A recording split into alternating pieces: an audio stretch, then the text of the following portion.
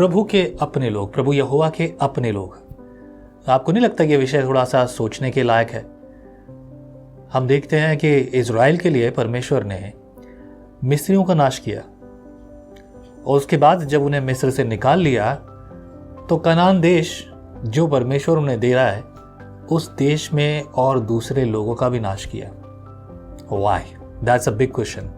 Sometimes people says that, लोग ऐसा कहते हैं कि ऐसा यहोवा को नहीं करना चाहिए था, और वे लोग जो यहोवा को नहीं जानते या नहीं जानना चाहते वो लोग साफ साफ कहते हैं अगर वो ऐसा ईश्वर ऐसा क्यों करता है। They have questions. Well, सवाल आपके पास चाहे जो भी हो, जवाब तो जवाब केवल और केवल पवित्र शास्त्र बाइबल के पास है। आमीन। सो लेट्स जॉइन टुगेदर, सुनते हैं पवित्र शास्त्र की बात, पवित्र शास्त्र हमसे क्या कहता है। 7वां अध्याय पढ़ेंगे आज हम। ये है व्यवस्था विवरण की पुस्तक, इसमें विवरण है 7वें अध्याय में। फिर जब तेरा परमेश्वर यहोवा तुझे उस देश में जिसके अधिकारी होने को तू जाने पर है पहुंचाए, और तेरे सामने से हित्ती, गिरगाशी, एमोरी, कनानी, परिज्जी, हिब्बी, यबूसी नामक बहुत सी जातियों को, अर्थात तुम से बड़ी और सामर्थी 7 जातियों को निकाल दें। दूसरा पद, और तेरा परमेश्वर यहोवा उन्हें तेरे द्वारा हरा दे और तू उस पर जय प्राप्त कर ले, तब उन्हें पूरी रीति से नष्ट कर डालना। उनसे न वाचा बांधना और न उन पर दया करना और न उनसे ब्याह करना, न उनको अपनी बेटी उनके बेटों को ब्याह देना और न उनकी बेटी को अपने बेटे को ब्याह देना, क्योंकि वे तेरे बेटे को मेरे पीछे होने से बहकाएगी, दूसरे देवताओं की उपासना करवाएंगी, और इस कारण यहोवा का कोप तुम पर भड़क उठेगा और वह तेरा शीघ्र सत्यानाश कर डालेगा। उन लोगों से ऐसा बर्ताव करना कि उनकी वेदियों को ढा देना, उनकी लाठों को तोड़ डालना, उनकी अशेरा नामक मूर्तियों को काट कर गिरा देना और उनकी खुदी हुई मूर्तियों को आग में जला देना, क्योंकि तू अपने परमेश्वर यहोवा की पवित्र प्रजा है। यहोवा ने पृथ्वी भर के सब देशों के लोगों में से तुझको चुना है कि तू उसकी प्रजा और निज धन ठहरे।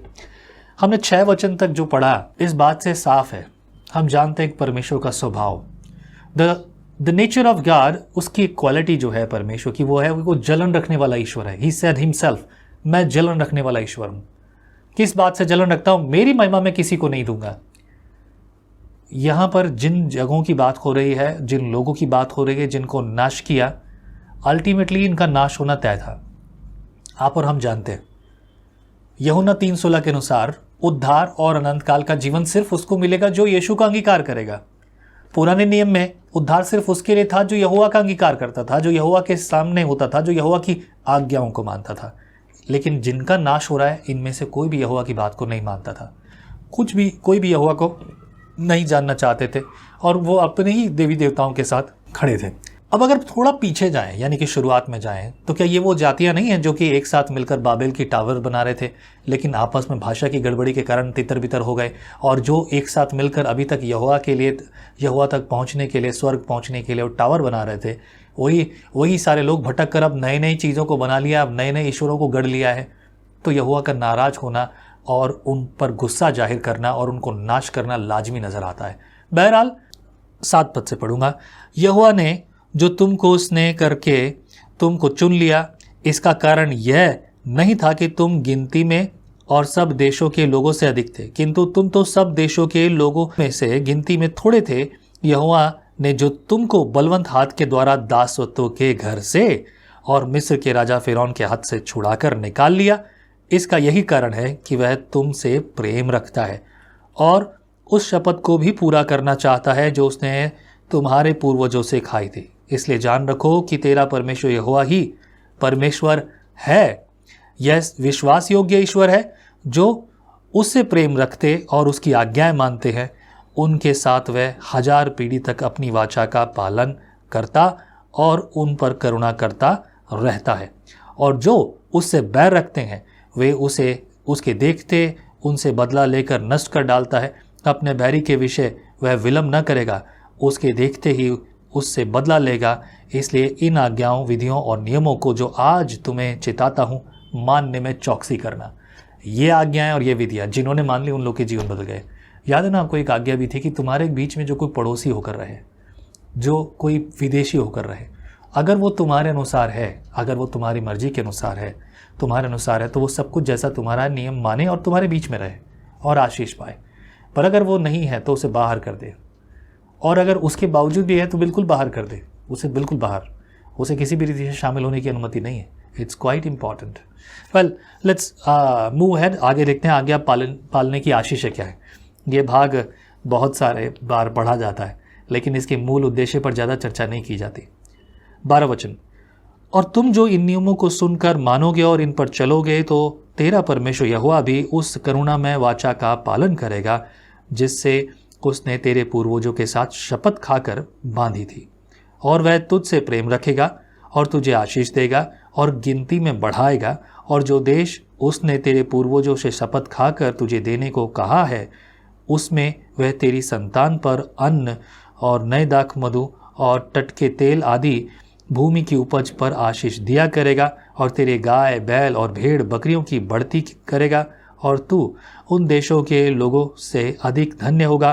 तेरे बीच में न पुरुष न स्त्री निर्वश होंगे, और तेरे पशुओं में भी ऐसा कोई न होगा, और यहोवा तुझसे सब प्रकार के रोग दूर करेगा, और मिस्र की बुरी बुरी विधियों जिन्हें तू जानता है उनमें से किसी को भी तुझे लगाने न देगा।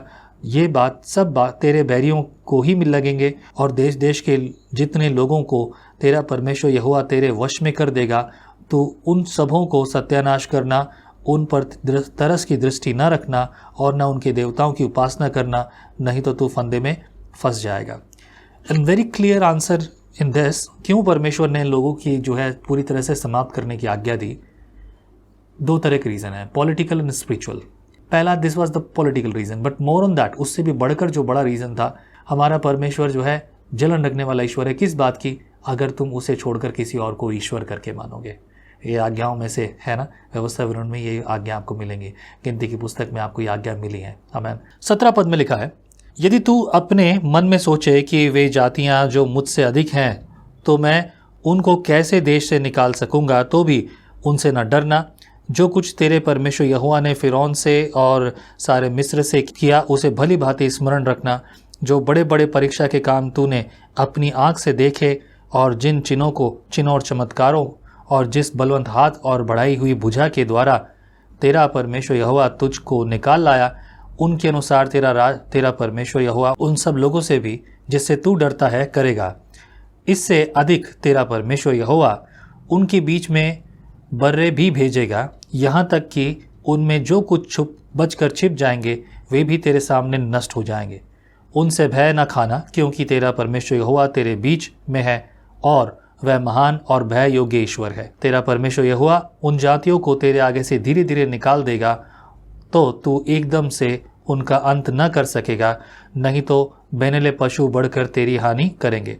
तो भी तेरा परमेश्वर यहोवा उनको तुझसे हरवा देगा, और जब तक वे नष्ट न हो जाएं तब तक उनको अति व्याकुल करता रहेगा, और वह उनके राजाओं को तेरे हाथ में करेगा, और तू उनका भी नाम धरती पर से मिटा डालेगा। उनमें से कोई भी तेरे सामने खड़ा न रह सकेगा, और अंत में तू उनका सत्यानाश कर डालेगा। उनके देवताओं की खुदी हुई मूर्तियाँ तुम आग में जला देना। जो चांदी या सोने या उस पर मड़ा हो उसका लालच करके न ले लेना, नहीं तो तू उसके कारण फंदे में फंसेगा, क्योंकि ऐसी वस्तुएं तुम्हारे परमेश्वर यहोवा की दृष्टि में घृणित हैं। और कोई घृणित वस्तु अपने घर में न ले आना, नहीं तो तू भी उसके समान नष्ट हो जाने की वस्तु ठहरेगा। उसे सत्यानाश की वस्तु जानकर उसे घृणा करना और उसे कदापि न चाहना, क्योंकि वह अशुद्ध वस्तु है। 7th चैप्टर में बहुत सारी बातें, नॉर्मली इस पर हम ज़्यादा ध्यान नहीं देते। अब फिलहाल बिल्कुल अलग बात है, बट पुराने नियम की व्यवस्थाओं को अगर आप अच्छी रीति से समझेंगे तो नए नियम की व्यवस्थाओं को समझने में आपको बहुत आसानी होगी। It is quite important. Then I must say to you, मैं आपको प्रेरित करना चाहता हूँ कि लगातार जो संगति है हमारी, उस संगति में बने रहिए। हर दिन मैं आपके लिए इसलिए पढ़ता हूँ कि एटलीस्ट आप एक अध्याय जब पढ़कर मेरे साथ संगति कर रहे हैं तो वो आपको रम जाए, आपके शरीर में हो जाए। बहुत सारे ऑप्शंस पहले से हैं, अगर आप वो करते हैं तो बहुत अच्छी बात है। लाइक डेली बाइबल स्टडीज़ है ना, आप बुक में से आप एक चैप्टर पढ़कर या फिर कुछ और करके, या फिर शेड्यूल बाइबल स्टडी या बाइबल रीडिंग्स हैं। बहरहाल कितने लोग इस बात का फ़ायदा उठाते हैं? I believe 3%। मेरी रिसर्च जो है उसके हिसाब से 3% लोग, बल्कि मैं कहूँ 2.8% लोग जो हैं 100 में से, वही लोग जो है इसका इस्तेमाल करते हैं इन साधनों का। बाकी सब नहीं कर पाते। There are some numbers of reason, but whatsoever, अब आपके लिए कम से कम ये तो है कि आप सुन तो सकते हैं। That's what I am motivating you. Have your Bible in your hand, read one chapter along with me. जैसे मैं पढ़ रहा हूँ उसे पढ़िए, आपको बड़ा आनंद होगा। और आपके पास अगर कोई सवाल है उसका जवाब आपको प्रभु यहोवा देगा। फिर भी अगर आपके मन में सवाल है तो आप मुझे फ़ोन मत कीजिए। व्हाट्सएप पे जो नंबर आप देख रहे हैं, इस नंबर पर मुझे व्हाट्सएप मैसेज कर सकते हैं। मौका मिलते जवाब देने की कोशिश करूँगा। आमीन। प्रभु आपके साथ हो मेरे प्रियो। और यदि आपके मन में बोझ है सेवा काय के लिए, तो अपने हाथ को बढ़ाकर इन नंबरों पे, इसी नंबर पे, फ़ोन पे, गूगल पे से आप हमें ऑफरिंग भेज सकते हैं, ताकि हमें सेवकाई में मदद मिले। प्रभु आपके लिए और आपके परिवार के लिए बहुत आशीष करें। आमीन। जय मसीह की। How do you start your day? आप अपने दिन की शुरुआत कैसे करते हैं? आओ एक ऐसे दिन की शुरुआत करें जो परमेश्वर के साथ होता है। विजनरी टीवी पर। परमेश्वर का वचन जीवन देने वाली रोटी है। आओ हम इस जीवन देने वाली रोटी का और मजा लें। विजनरी टीवी पर।